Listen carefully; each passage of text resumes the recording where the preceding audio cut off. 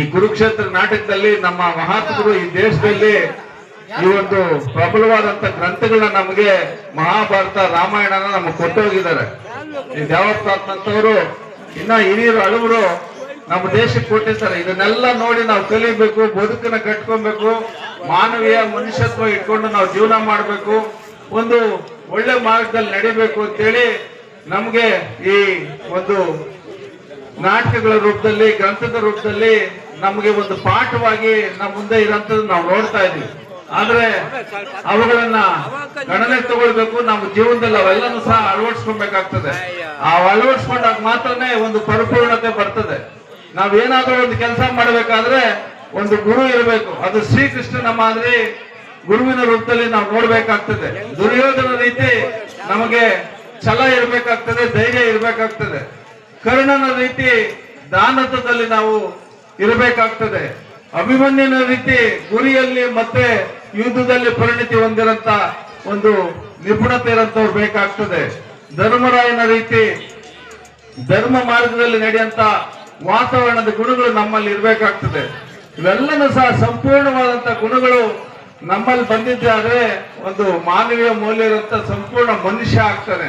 ಆ ಮನುಷ್ಯ ಆದ್ರೆ ಎಲ್ಲನೂ ಸಹ ತಾನು ತನ್ನ ಸಂಸಾರ, ತನ್ನ ಸುತ್ತ ಇರುವಂತ ವಾತಾವರಣನ ಚೆನ್ನಾಗಿ ಇಟ್ಕೊಂಡಿರ್ತಾನೆ. ಆ ರೀತಿಯಾದಂತ ಒಂದು ವಾತಾವರಣನ ಸೃಷ್ಟಿ ಮಾಡಂತ ಒಂದು ಪರಿಕಲ್ಪನೆ ಇಟ್ಕೊಂಡಿರಂತ ಈ ಒಂದು ಮಹಾಭಾರತ ಕಥಾ ಸಂಕಲನ ಕುರುಕ್ಷೇತ್ರ ಇವತ್ತಿನ ದಿನ ನಮ್ಮ ಮುಂದೆ ನಮ್ಮ ಕಲಾವಿದರು ಪ್ರದರ್ಶನ ಮಾಡ್ತಾ ಇದ್ದಾರೆ. ಅದನ್ನ ನೋಡಿ ಆನಂದಿಸೋದ್ರ ಜೊತೆಗೆ ಒಂದಷ್ಟು ಅಂಶಗಳನ್ನ ಒಳ್ಳೇದು ನಿಮ್ಗೆ ಏನ್ ಅನ್ಸುತ್ತೋ ಅದನ್ನ ನೀವೆಲ್ಲರೂ ಸಹ ಜೀವನದಲ್ಲಿ ಅಳವಡಿಸ್ಕೊಂಡು ಮುಂದೆ ಸಾಗ್ಬೇಕು. ಅದರಿಂದ ತಮ್ಗೆ ಒಂದಷ್ಟು ಪ್ರೇರೇಪಣೆಯಾಗಿ ತಾವೆಲ್ಲರೂ ಸಹ ಉತ್ತುಂಗಕ್ಕೆ ಹೋಗ್ಬೇಕು, ತಮ್ಗೆಲ್ಲರಿಗೂ ಸಹ ಒಳ್ಳೆ ಭವಿಷ್ಯ ಸಿಗ್ಲಿ ಅಂತೇಳಿ. ಏನಾದ್ರೂ ಸಮಸ್ಯೆ ಆಗಿದೆ ಅಂದ್ರೆ ಅಲ್ಲಿ ಹೋಗ್ಬಿಟ್ಟು ದೇವಪ್ಪನ ದೇವಸ್ಥಾನದಲ್ಲಿ ಪೂಜೆ ಮಾಡಿ ಉಪ್ಪು ತಗೊಂಡ್ಬಂದು ಅವಳಿಗೆ ನೀರು ಕುಡಿಸಿದ್ರೆ ಎಲ್ಲ ವಾಸಿ ಆಗ್ತದೆ ಅಂತೇಳಿ ನಮ್ಮ ತಾಯಿ ಈಗಲೂ ಸಹ ನಮ್ಗೆ ಮನೇಲಿ ಹೇಳ್ತಾ ಇರ್ತಾರೆ.